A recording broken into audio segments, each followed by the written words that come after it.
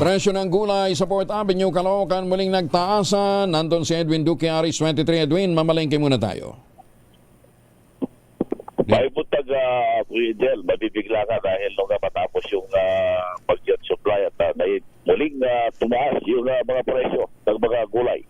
Dahil itong kalabasa Kuya Jel ay yung 15 presyo nitong nakarang araw. Muling tumaas sa 70 pesos yung bawat kilo. Yung itong repolyo, umabot na ng 200 bawat kilo. Ang carrots, yung dating 120, umabot ng 180 pesos.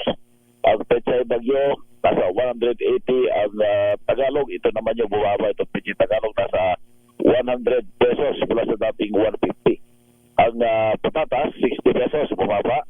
Ang siling labuyo ko Angel, pumapasak na ng 600 pesos bawat kilo. Bumaba ito ng 350 noong araw ng Biyernes. Yung araw nito, muling tumaas dahil ayon sa mga vendor ko Angel, kahit tapos na yung bagyo, pero kapos sa supply ng mga gulay at hindi pa raw namumunga yung mga nakarang mga hinarbisat, hindi pa nasunda kaya muling tumaas. Ang siling panigang ay 350. Ito naman yung bumaba ng 50 pesos bawat kilo. Yung broccoli ay may tumaas na rin hanggang 300 pesos. Ang siling makopa yung bell pepper umabot 400 yung bawat kilo Kuya Jel.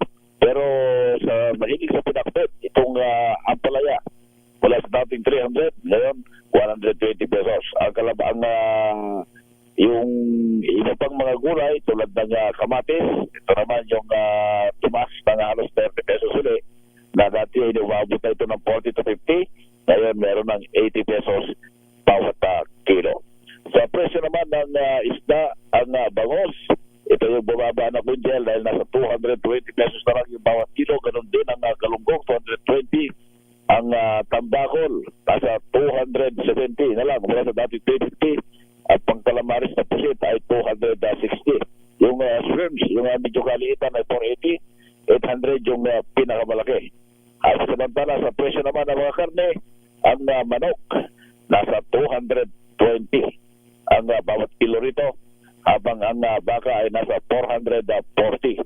Ang presyo naman ng prose na baboy, yung mga gustong prose kung talagang medyo namamahalan, makakabili tayo rito ng 280. Yung pork chop, 340, ang giniling 340, ang pataw ng 260, ang pataw ng 320, ang limpay na natiling 400 pesos yung bawat kilo. Sa mahilig sa kambing, nasa 500 pesos sa bawat kilo.